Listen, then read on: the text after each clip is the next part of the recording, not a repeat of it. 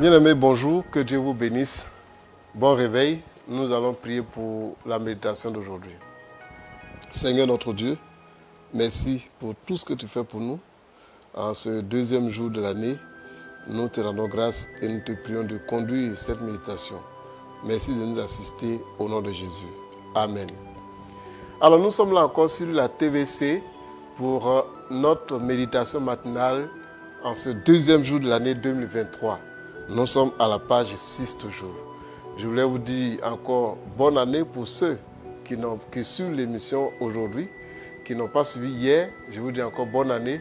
Nous sommes dans l'année de l'exécution basée sur Jérémie chapitre 29, le verset 11. Et vous savez, le Seigneur a dit qu'il connaît les projets qu'il a formés sur nous. Les projets pour nous donner de l'espérance et de l'avenir. Et je crois que cette année 2023, le Seigneur donne à chacun de ses enfants que nous sommes de l'espérance. Un avenir certain. Oui, avec notre Dieu, notre avenir est sûr. Il n'y a pas de doute parce que notre Dieu est le véritable Dieu. Nous sommes dans un monde agité. Agité par les problèmes, agité par les conflits, agité par les guerres, agité par beaucoup de pandémies, beaucoup de calamités. Au point où chaque jour l'homme est tourmenté dans son âme, l'homme est troublé, mais où trouver la vraie paix? C'est pourquoi Dieu, pour cette année, à travers son serviteur, a dit qu'il forme pour chacun de ses enfants que nous sommes un avenir certain. Donc l'année de l'exécution. Exécution des grâces divines dans notre vie, dans ce monde agité, pour que nous puissions avoir la tranquillité, la paix vraie qui vient de Dieu dans notre cœur. Soyez bénis. Et le thème d'aujourd'hui de notre méditation, c'est espérance plus forte que la mort. Oui, l'espérance est plus forte. Dans ce monde qui est agité, dans ce monde qui tend vers la mort, lorsque nous allumons notre poste radio ou la télé, ou lorsque nous achetons les journaux, nous ne voyons que des catastrophes. La misère, la souffrance, la guerre, le tourment partout. Et dans ce monde, nous avons besoin d'espérer. Nous avons besoin d'espérance. Mais il n'y a pas d'espérance vraie en dehors de la parole de Dieu, en dehors des saintes écritures. Et dans ce monde où il y a tant de morts, tant d'afflictions, et la réalité de ces choses que nous vivons au quotidien, alors devrait amener les disciples de Jésus que nous sommes à être réalistes et à annoncer la parole de Dieu, à parler de Dieu, à présenter au monde la source de la stabilité, la source de la paix. Les gouvernants, les gouvernements, le monde entier, les ONG, chacun lutte pour donner la paix, pour créer la paix, pour donner la joie. Mais en réalité, c'est nous les enfants de Dieu, qui sommes des enfants de lumière, qui avons cette vie en nous, que nous pouvons communiquer au monde. Donc la réalité, c'est que nous devons être prêts à annoncer la parole de Dieu, à annoncer l'évangile de l'Esprit avec des dispositions bienveillantes.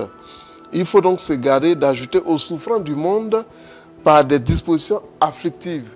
Vous savez, on a dit que le monde est agité. Mais si en tant qu'enfant de Dieu, nous devons en rajouter par notre façon de faire, je crois que cela ne serait pas apprécié par notre Dieu. C'est pourquoi Dieu nous appelle à annoncer la parole de Dieu, à prêcher la parole de Dieu avec des dispositions bienveillantes. Lorsque nous prenons notre texte de Philippiens chapitre 1, le verset 15 à 17 par exemple, qu'est-ce qu'il dit? Il a dit, quelques-uns, il est vrai, prêchent Christ par envie ou par esprit de dispute, mais d'autres le prêchent avec des dispositions bienveillantes. Dans ce monde agité où nous avons besoin de donner l'espérance au monde, il arrive que certaines personnes prêchent Jésus-Christ par esprit de dispute. Ici, dans notre pays, en Côte d'Ivoire, vous allez à des carrefours, vous allez voir des gens qui prêchent par esprit de dispute, qui passent le temps à insulter d'autres serviteurs de Dieu, à maudire des églises, à ridiculiser, à calomnier d'autres serviteurs de Dieu. Nous ne devons pas être de cela. Et c'est pourquoi l'apôtre Paul dit dans le texte, je relis le verset 15, « Quelques-uns, il est vrai, prêchent Christ par envie et par esprit de dispute, mais d'autres le prêchent avec des dispositions bienveillantes. » Sommes-nous de ceux qui prêchent par esprit de dispute ou de ceux qui prêchent dans des dispositions bienveillantes? En cette année 2023, année de l'exécution, il faut que nous soyons de ceux qui prêchent dans des dispositions bienveillantes et non par esprit de dispute. Non pas pour aller se mettre à des carrefours, pour chercher à ridiculiser, à humilier, à calomnier, à maudire d'autres serviteurs de Dieu.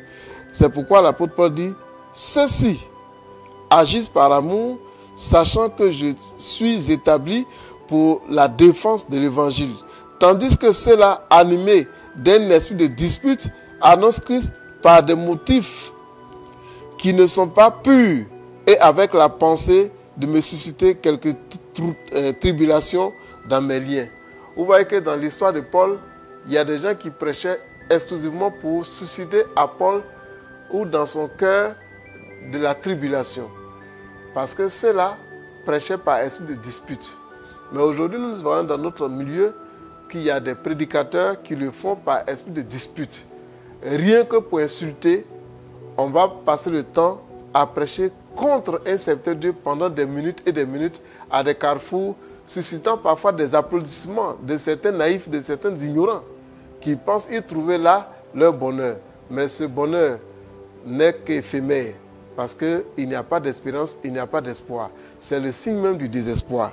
Mais pour nous, enfants de Dieu, nous devons être des instruments d'espérance, des instruments de certitude, tandis que malheureusement, certains sont des instruments de discorde, de calomnie, d'arrogance, d'orgueil, animés d'un esprit de dispute et de controverse contre la vérité de Christ. Certains prétendent détenir une vérité absolue qui ne l'est pas en réalité.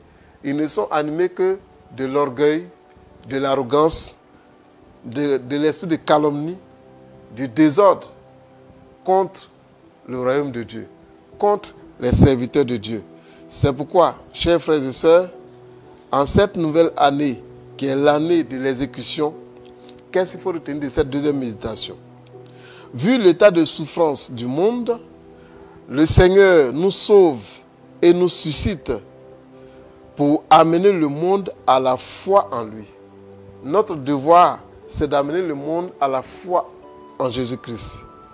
Exercer cet apostolat ne se fera pas sans difficulté, mais l'apôtre Paul nous exhorte à demeurer soumis, fermes et confiants. Dans le verset 27 du texte de Philippiens 1, je lis verset 27 à 28, il est dit « Seulement, conduisez-vous d'une manière digne de l'évangile de Christ, afin que soit que je vienne vous voir, soit que je reste absent, j'entende dire de vous que vous demeurez ferme dans un même esprit, combattant d'une même âme pour la foi de l'évangile. » Verset 28, il dit « Sans vous laisser aucunement effrayer par les adversaires, ce qui est pour eux une preuve de perdition, mais pour nous de salut. » Il ne faut pas se laisser effrayer, il ne faut pas se laisser intimider. En cette année de l'exécution, nous devons demeurer fermes, fermes dans la parole de Dieu, éviter les disputes inutiles, éviter les calomnies inutiles. Il ne faut pas se laisser effrayer ou intimider par des faux prédicateurs qui ne font que chercher des disputes et des sujets de calomnie, de raillerie de certains serviteurs de Dieu qui sont pourtant honorés dans le monde évangélique. Nous devons rester fermes, attachés à la saine doctrine. Que Dieu vous bénisse.